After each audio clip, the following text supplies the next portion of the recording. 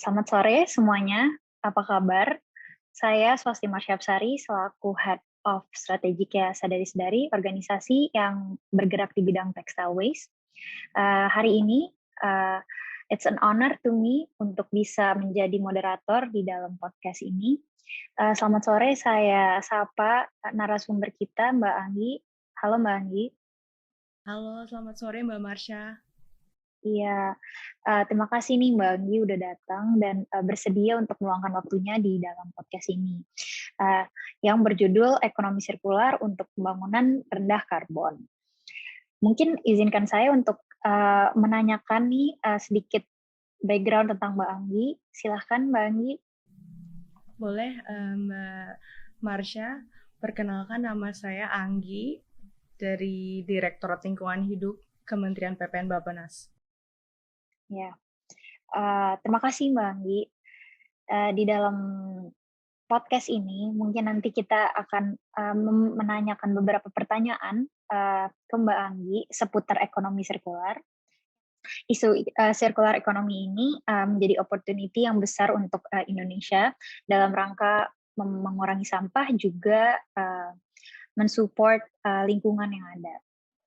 Nah, tapi, di samping itu ada pertanyaan yang besar, mengenai kebijakan-kebijakan yang ada dalam rangka, pemulihan ekonomi khususnya di masa pandemi ini, yang di mana, ekonomi pertumbuhan dan itu bertolak belakang dengan, sirkular ekonomi. Maka dari itu menarik sekali, di podcast kali ini kita akan menanyakan seputar bagaimana sih, sirkular ekonomi dan bagaimana menerapkan sirkular ekonomi di Indonesia khususnya ke Mbak Anggi. Eee, Mungkin lanjut aja kita langsung, berbincang-bincang nih sama Mbak Anggi ke mengenai circular economy. Oke. Iya Mbak Anggi, pertanyaan pertama nih, apa sih yang dimaksud dengan ekonomi sirkular dan kenapa ekonomi sirkular itu penting diterapkan di Indonesia? Oke, terima kasih Mbak Marsha. Kalau kita berbicara ekonomi sirkular, mungkin kita harus berbicara dulu untuk ekonomi linearnya ya. Dan ini mungkin yang umumnya kita terapkan gitu di dalam perekonomian, di mana ekonomi linear ini sebenarnya adalah kita ambil natural resource yang ada ataupun resource lainnya, kemudian kita pakai dan akhirnya kita buang gitu. Jadi tidak ada aspek circularity atau mungkin kurang berkelanjutan. Nah, ketika kita berbicara ekonomi sirkular, ini merupakan transisi dari tadi yang linear ekonomi, sehingga di sini juga diperhatikan aspek-aspek terkait dengan berkelanjutan dan lebih berketahanan lagi. Jadi ekonomi sirkular ini merupakan model yang berupaya untuk memperpanjang siklus hidup dari suatu produk, bahan baku, dan sumber daya yang ada, sehingga dapat dipakai selama mungkin. Jadi dengan harapannya ini dengan ekonomi sirkular, kita bisa mencapai lebih banyak dengan menggunakan lebih sedikit. Nah, tapi perlu ditekankan bahwa ekonomi sirkular ini lebih dari sekedar pengelolaan sampah gitu ya. Jadi ini mencakup keseluruhan proses produksi, dimulai dari proses produksi itu sendiri, pengambilan bahan baku dan natural resources misalnya, dari mulai distribusinya sampai nanti dia dikonsumsi oleh konsumen. Jadi memang dari hulu ke hilir rantai pasok. Dan ketika berbicara tentang sirkular ekonomi, ini juga tidak hanya benefit terkait dengan lingkungannya saja, tapi juga ada benefit terkait dengan ekonominya. Baik, lalu, lanjut ke pertanyaan selanjutnya nih, Mbak Anggi. Bagaimana sih Indonesia dapat menerapkan sistem ekonomi sirkular ke dalam kebijakan atau rencana pembangunannya, khususnya di pembangunan rendah karbon? Dan apa saja sih faktor-faktor yang mendukung untuk menerapkan ekonomi sirkular ini? Ya, yang pertama, sebenarnya Mbak Marsha, sirkular ekonomi ini telah diadopsi ya di dalam dokumen, Rencana Pembangunan Jangka Menengah Nasional, 2020-2024 yang telah disahkan melalui Perpres 18 tahun 2020. Jadi di dalam RPJMN ini telah memuat narasi terkait dengan sirkular ekonomi, khususnya di, prioritas nasional pertama, tentang penguatan ketahanan ekonomi, pertumbuhan, yang berkualitas, dan di prioritas nasional ke-6, membangun lingkungan hidup, meningkatkan ketahanan bencana, dan perubahan iklim. Di mana memang circular economy ini masuk mendukung low carbon development atau pembangunan rendah karbon yang juga menjadi program prioritas. Di dalam low carbon development ini memang ada 3 prioritas mungkin ya, atau 3 kegiatan prioritas yang terkait dengan circular economy. Jadi ada terkait dengan renewable energy atau energi berkelanjutan, di mana di dalamnya ada renewable energy, energi efisiensi. Kemudian yang kedua ada pengelolaan limbah, itu juga terkait dengan circular economy. Dan yang ketiga ada tentang industri hijau. Jadi 3 kegiatan prioritas ini mungkin related sekali ya dengan circular economy, dan itu telah menjadi bagian dari RPJMN. Kemudian circular economy juga telah dimasukkan gitu ya ke dalam narasi visi Indonesia 2045, di mana memang itu merupakan visi Indonesia 100 tahun pasca kemerdekaan, dan kita menargetkan gitu ya terus mengembangkan kebijakan circular economy sebagai kebijakan ke depan dalam pembangunan. Kalau ditanya tantangan gitu ya dan apalagi yang diperlukan, rasanya memang masuk ke dalam dokumen-dokumen perencanaan saja tuh tidak cukup ya. Jadi kita memang butuh banyak aspek gitu. Yang pertama mungkin terkait data. Kita juga perlu pendataan yang lebih banyak lagi terkait dengan data-data sektor pembangunan sendiri, khususnya data industri, kemudian data penggunaan sumber daya dan lain sebagainya sebagai basis agar kita itu ketika mencanangkan atau menargetkan circular economy itu juga evidence based. Jadi ada data-data kuat yang memang kita punya dan kita miliki. Kemudian yang kedua, kita juga perlu mengembangkan itu mungkin action plan ya, sehingga kita bisa lebih detail gitu ya untuk menargetkan target per tahunnya seperti apa, peran kementerian lembaga seperti apa terkait dengan circular economy ini. Tentu kita juga membutuhkan skema insentif dan disinsentif yang menarik untuk private sector mungkin dan UMKM sebagai pelaku ekonomi itu sendiri. Karena ketika kita berbicara circular economy, tentu pelaku ekonomi adalah UMKM dan private. Dan mungkin yang ketiga, kita juga butuh, ini mungkin sering disepelekan tapi tidak kalah penting gitu ya, tentang knowledge gitu ya. Jadi mungkin kita perlu peningkatan kapasitas karena paradigma atau mungkin pemahaman stakeholder nggak hanya di kementerian lembaga tapi mungkin di private, di masyarakat luas atau mungkin NGO dan CSO itu masih belum sama gitu ya tentang circular economy. Jadi kita perlu banget knowledge yang sama dan pemahaman yang sama terkait dengan circular economy. Tentu keempat hal tersebut juga terus continue dilakukan dengan learning by doing. Jadi maksudnya kita tetap juga berupaya apabila sudah menerapkan circular economy juga kita terus genjot penerapannya, dimulai dari hal-hal kecil. Mungkin itu Mbak Marsha. Baik, terima kasih Mbak Anggi. Betul bahwa data adalah kunci untuk masa depan, untuk pembangunan di masa depan. Juga yang terpenting, yang terakhir itu edukasi kepada masyarakat, kepada seluruh masyarakat yang di Indonesia, khususnya para pelaku dari berbagai sektor untuk tahu apa sih itu circular economy. Oke, berdasarkan hasil kajian, sektor apa saja yang memiliki potensi manfaat terbesar di Indonesia bila diterapkan prinsip-prinsip dari circular economy tersebut? Terima kasih Mbak Marsha. Ini memang kita bulan Januari lalu, tanggal 25 kita telah meluncing laporan kita gitu ya.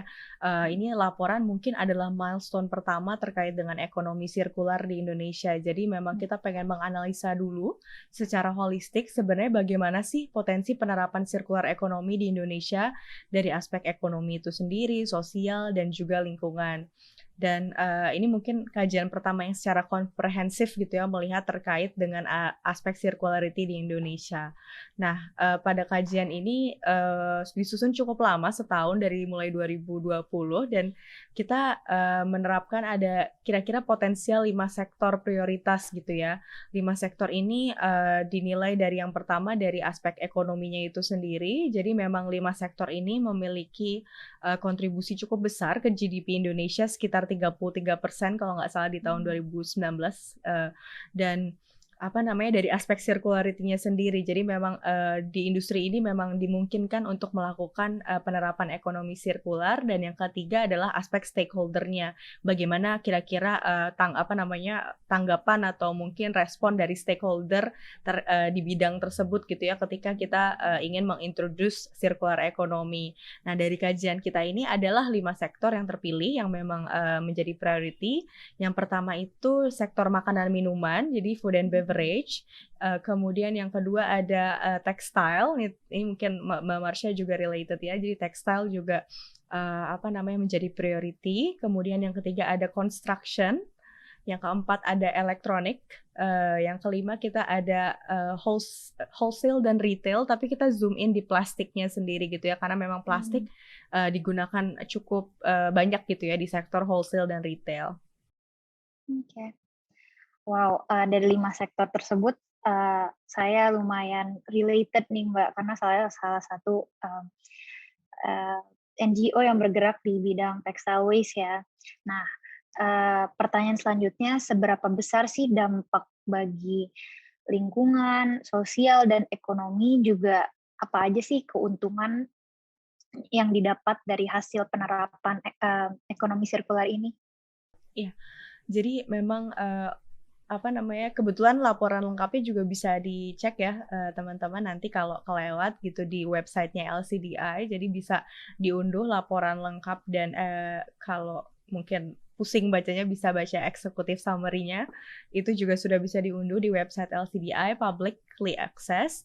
Jadi, sebenarnya dari hasil kajian yang, apa namanya, kita peroleh, itu kita menggunakan 2 metode ya, ada metode I-Core dan juga kita menggunakan approach system dynamic, dan itu didapatkan, beberapa simpulan yang sebenarnya cukup menarik dan signifikan gitu ya, terkait dengan ekonomi sirkular. Yang pertama dari 5 sektor tersebut, apabila kita menerapkan circular economy, itu diprediksi kita bisa mengurangi limbah 18-52%, di sampai tahun 2030.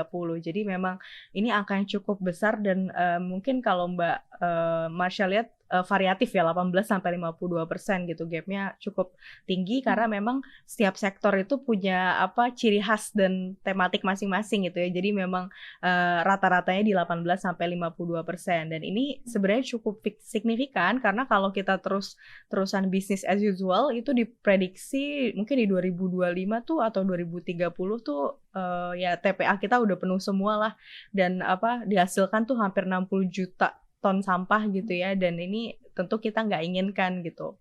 Kemudian selain dari sampah sendiri, ada juga dari, apa, emisi gitu ya. Jadi diprediksi juga dengan penerapan circular economy di 5 sektor tersebut, itu dapat mengurangi emisi GRK sebesar 126 juta CO2 ekivalen. Lalu selain dengan emisi juga ada manfaat dari pemakaian air. Jadi dengan penerapan sirkular ekonomi ini, kita bisa mengurangi pemakaian air sampai 6,3 miliar meter kubik gitu ya. Dan ini cukup signifikan karena setara dengan kebutuhan air 15 juta rumah tangga dalam setahun. Nah, itu baru potensi atau mungkin manfaat dari sisi, environment atau lingkungannya gitu ya. Karena kita berbicara circular economy juga tentu ada benefit dari ekonominya itu sendiri. Yang pertama juga dari 5 sektor tersebut, ini dari kenaikan GDP-nya cukup tinggi gitu ya peningkatannya. Jadi diprediksi bisa meningkatkan PDB sekitar 593 sampai 638 triliun untuk, 5 sektor tersebut. Kemudian, juga diprediksi, menghasilkan atau menciptakan 4,4 juta lapangan pekerjaan sampai tahun 2030, di mana 75%-nya itu diprediksi bisa untuk, wanita gitu. Karena kan kita sekarang berbicara gender, inclusivity, gender equity dan lain sebagainya dan ini menjadi hal yang, signifikan gitu. Kemudian yang ketiga juga, ada apa namanya, hasil untuk peningkatan simpanan rumah tangga yang meningkat sebesar 9% dari pengeluaran dengan penerapan sirkular ekonomi di 5 sektor tersebut.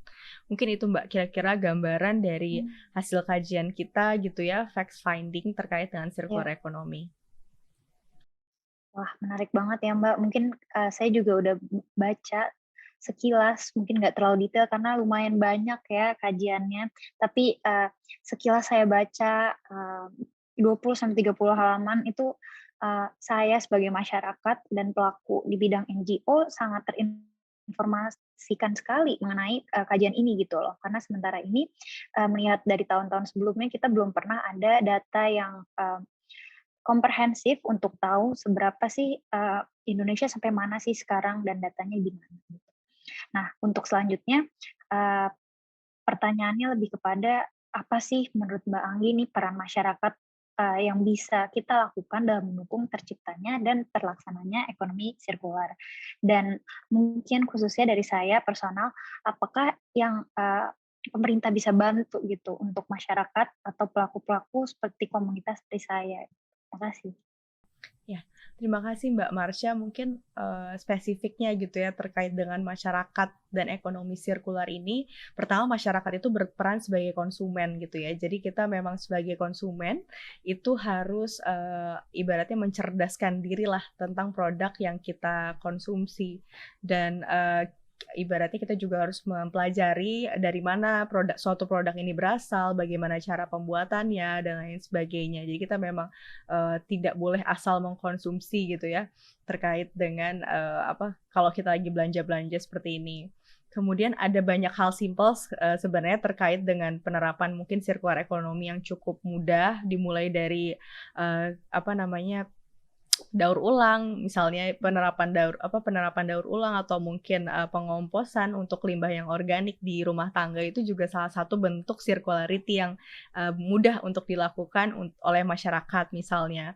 Kemudian kalau kita barangnya rusak misalnya kita tuh nggak langsung beli baru lah, tapi kita usahakan perbaiki dulu gitu, jadi kita memang menghargai value suatu produk sampai benar-benar tidak bisa digunakan lagi gitu. Kemudian juga kita juga mengontrol konsumsi kita, jadi jangan sampai konsumsi yang tidak diperlukan mungkin, kalau Mbak Marsha tadi di sektor tekstil ya, berarti kan kita ada juga tuh sustainable fashion ya, gimana juga cara kita menjaga agar, kita nggak lapar mata gitu ya Mbak kalau belanja, dan memang yang akan dipergunakan secara jangka panjang dan memperhatikan umur hidup dari si produk itu sendiri gitu. Kemudian juga, mungkin kita juga mulai belajar untuk menggunakan produk yang mungkin lebih ramah lingkungan, seperti misalnya mengganti jadi menstrual cup atau, kemudian menggunakan kapas yang, bisa dipakai berkali-kali, itu kan salah satu, alternatif yang bisa digunakan ya, selain ramah lingkungan mungkin juga kita utamakan produk lokal dulu ya, untuk menguatkan rantai pasok, Indonesia itu sendiri terkait dengan, circular economy. Dan terkait dengan mungkin bagaimana caranya kita membantu teman-teman private khususnya terkait dengan circular economy, ini memang kita lagi bergerak ke arah sana, Mbak Marsha, memang belum bisa dipungkiri bahwa, tadi masuk ke dokumen perencanaan aja itu tidak cukup ya, kita harus merobaskan lagi atau memperkuat lagi kebijakan kita terkait dengan circular economy, khususnya juga terkait dengan, enabling condition-nya, penguatan pendataan, terus, penguatan alternatif teknologi, serta skema insentif disinsentif seperti apa yang kiranya menarik untuk teman-teman private terkait CE. Mungkin itu Mbak Marsha. Iya, terima kasih Mbak Anggi. Terima kasih juga reminder-nya untuk, teman-teman semua, eee, agar kita selalu, conscious sama apa yang kita gunakan dari, ethical consumerism maupun kita juga bisa, menerapkan tadi, yang Mbak Anggi bilang, bahan-bahan yang ramah lingkungan, gitu.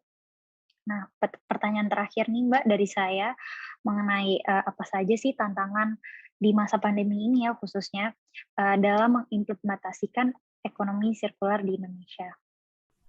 Oke, terima kasih Mbak. Mungkin sebenarnya circular economy ini menjadi lebih relevan ya di saat pandemi, karena ketika kita berbicara pandemi kan kita, untuk beradaptasi tuh kita sebenarnya ada efisiensi, ada digitalisasi, terus kita harus memperkuat rantai pasok, domestik kita gitu ya, dan itu adalah value atau nilai yang memang terkandung di dalam, circular economy itu sendiri. Jadi sebenarnya pandemi COVID ini sangat relevan gitu ya dengan circular economy. Nah, kalau ditanya tantangan, sebenarnya balik lagi ya, ketika suatu negara atau mungkin kita dapat disrupsi COVID gitu ya, mengganggu stabilitas ekonomi, kadang kita itu tergiur untuk merecovery atau memulihkan dengan lebih cepat dan lebih banyak dalam waktu cepat gitu ya. Kadang aspek mungkin circularity, aspek green itu kurang diperhatikan gitu. Jadi khawatirnya ini ibaratnya ada tantangan lah kita untuk mengintroduce lagi circular economy di kala sulit ini. Jadi kita juga berusaha memperkenalkan bahwa sebenarnya justru dengan CE kita bisa merecover ini dengan lebih tangguh lagi, lebih resilience dan lebih berkelanjutan gitu. Jadi harapannya tantangan ini kita kemas justru menjadi peluang karena memang implementasinya akan lebih mudah gitu ya dengan adanya COVID ini. Dan secara peluang itu sendiri memang di COVID ini kan kita mengalami disrupsi dan kita harus memulihkan kembali dan bagaimana caranya kita dituntut untuk bisa memulihkan lebih berkelanjutan, memperhatikan seluruh aspek tidak hanya dari aspek ekonomi dan mungkin sosial ya, tapi juga aspek lingkungannya karena nanti secara jangka panjang kalau kita nggak memperhatikan aspek lingkungan, tentu ini bisa menjadi bumerang gitu ya buat kita dan generasi mendatang gitu. Jadi peluangnya sendiri sebenarnya dengan COVID ini kita bisa lebih adaptif lagi untuk menerapkan circular economy dan ini juga didukung dengan kebijakan-kebijakan yang akan pemerintah lakukan ke depannya untuk circular economy. Baik, terima kasih Mbak Anggi. Sekian ya pertanyaan dari saya, menarik banget mengenai topik ekonomi sirkular ini, khususnya bagi Indonesia, dan diharapkan tidak hanya dari pemerintah yang bergerak, tapi mungkin masyarakat juga bisa ikut membantu pemerintah berkolaborasi untuk menciptakan ekosistem yang mensupport ekonomi sirkular. Mungkin kita sudahi podcast kali ini. Terima kasih Sekretariat LCDI yang sudah mengundang Mbak Anggi dan saya sebagai moderator. Sampai jumpa kembali di podcast-podcast selanjutnya. Terima kasih. Terima kasih Mbak Marsha.